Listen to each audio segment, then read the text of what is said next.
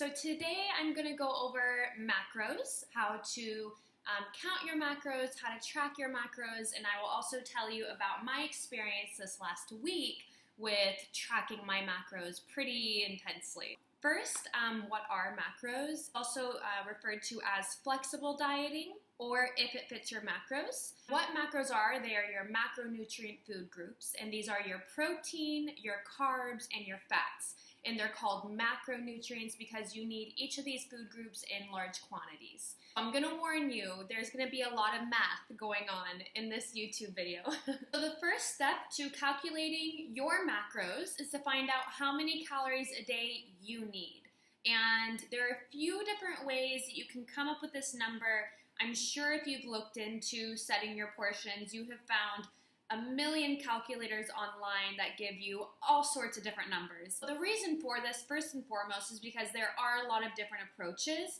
There are different calculations, different people who feel different factors are more important or that play a bigger role in how much calories that you actually need. To find out how many calories you need, I look at your BMR and your TDEE. So BMR stands for basal metabolic rate, and that's going to take into consideration your age, height, and your weight. After I get my BMR, then I calculate in my TDEE, which is my total daily energy expenditure, and this takes into consideration how active you are. Do you have a desk job, so you do very little activity, and then after that you don't work out?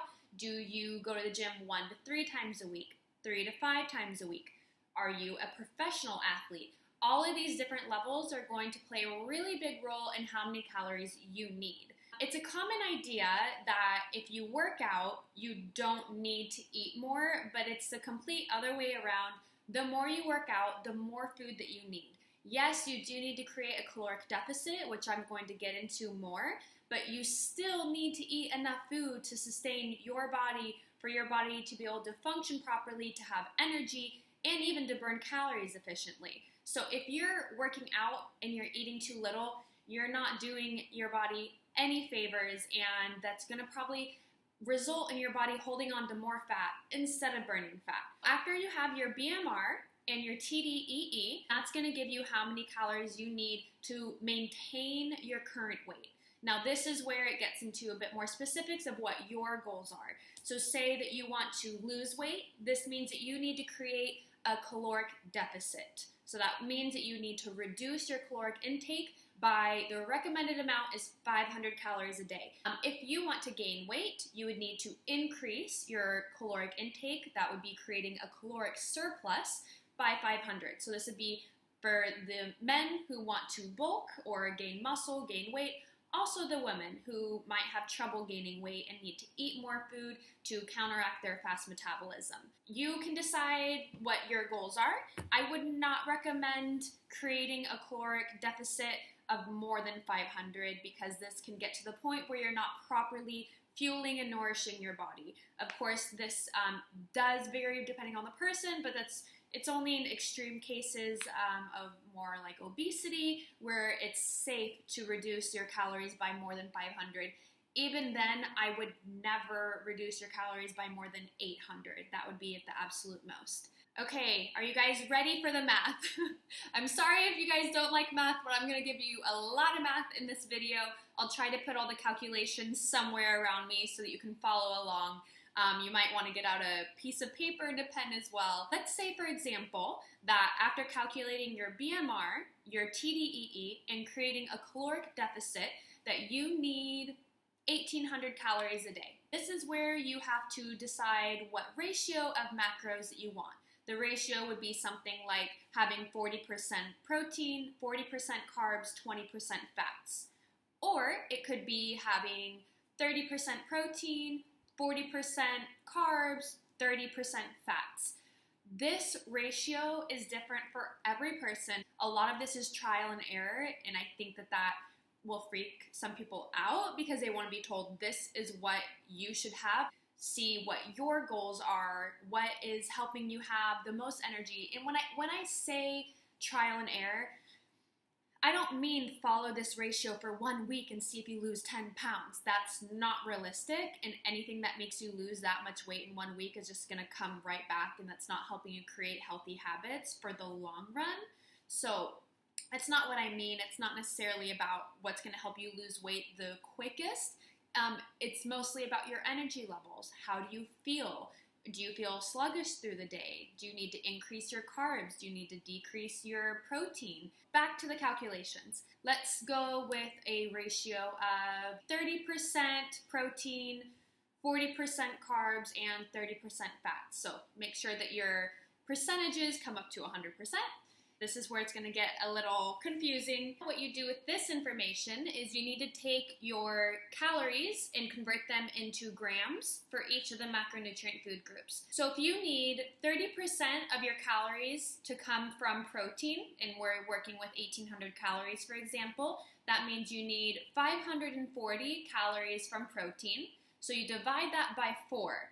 For every gram of protein, there's 4 calories. Dividing 540 by 4 brings you to needing 135 grams of protein.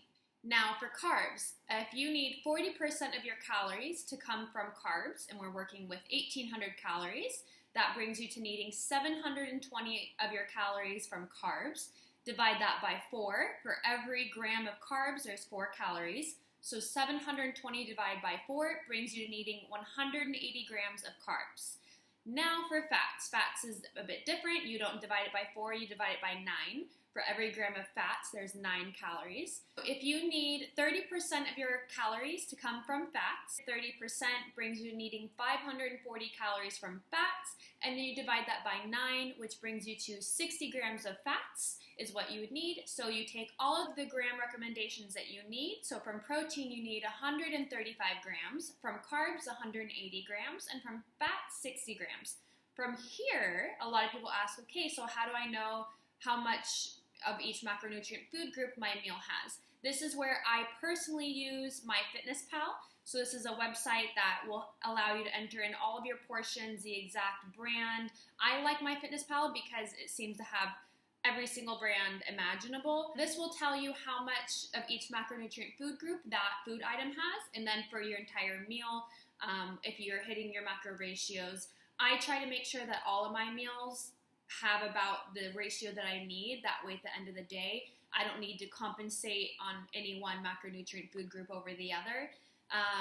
Personally, I eat about 3 meals a day and then 3 snacks a day. So I just make sure that they're all balanced. If you have a really busy schedule where you can only have 3 meals and 1 snack, you just need to know to divide your entire daily macro, the gram amount for each macro group, divide that by how many meals you're going to have. So for example, I have 6 total meals a day.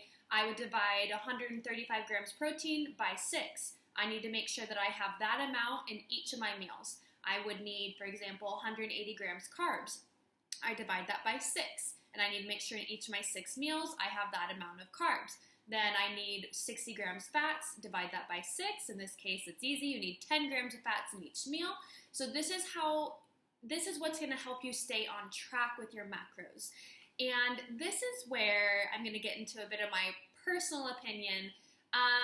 If you watched my first video about my intro to counting macros, you know that I'm not a fan of counting things, and I can tell you this week has not been easy because you really have to count everything in advance, because you don't really know the exact portions that you need until you put it in your MyFitnessPal or a similar website, and then it will tell you if those portions are going to be correct for your macros. So for example, before breakfast, I will put in the exact amount. I don't always have the same breakfast every day. Most of the time I do, but say I'm getting bored of something, then I need to put the food item in, and I need to see if my breakfast is going to balance out to be about the macro ratio that I need. And it's not easy to do that throughout the entire day, because you really need to do it for every meal so that you can make sure that by the end of the day that your numbers aren't totally off, because sometimes your meal might have been a bit low in protein, and then you would need to compensate later on in the day for that. If I know the portions that I need, then I go ahead and just enter them in while I'm eating. That way I get it over with. If I wait until after, then I already have something else that I'm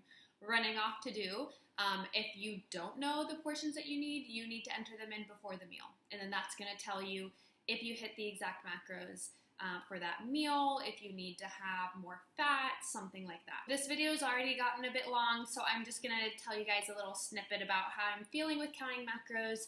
I still feel it's stressful, to be honest, and I actually got an email from one of you guys warning me against counting calories, and I appreciate that email because I understand, and I've worked with so many of my clients that have had troubles and have created eating disorders from tracking everything, and that's not what I want. That's not what I want for me or for anyone else watching. So I don't want this to become something where you're so obsessed with tracking every single tiny thing and making it hit your macros exactly, because that's not going to happen. I've never had one day where I hit my macros exactly. I might be a little bit under or over on one thing. It's just about trying to get as close as you can and being okay with that. I don't want this. I almost am like afraid to go into this much detail about me tracking or even me tracking at all, because that's not what I'm about. I'm not about making eating stressful. That's the exact opposite of what I want to help people do. I want to help people just fuel their body. But as I said in my previous video, I do have specific goals. I'm trying to get back down to the body fat percentage I was at previously. I'm also trying to gain muscle.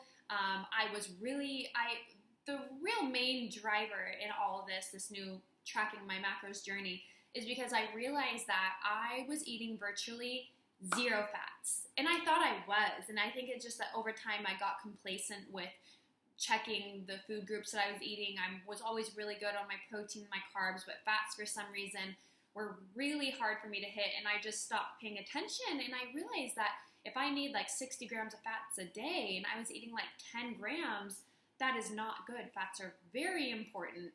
And, it's one of the macronutrient food groups. You really need a good amount of it. So Luca's doing it with me, and he is having a horrible time. I'm going to tell you guys, he works a lot, and he's really busy, and so he gets home and I'll ask him, did you put your, portions in? What did you have for lunch, etc., because he wants me to push him, just so you guys know. And it's really hard on him. So it's something that we're both getting used to. We're both trying to help each other with. I hope this helps you guys. If you need specific help with your macros, if you're doing my Fit Body meal plan guide, then I can help you with that. If you aren't doing the guides, this is why I'm doing the video. If you have any comments or questions, please write them below. I love to hear from you guys, hear what you guys think about the video, and give it a thumbs up. I don't want to say give it a thumbs down because I don't really want you to give it a thumbs down. But let me know what you guys think, and if you have any suggestions for the next videos, I am more than happy to hear them. Thank you guys for the support. Mwah. Talk to you next time. Bye.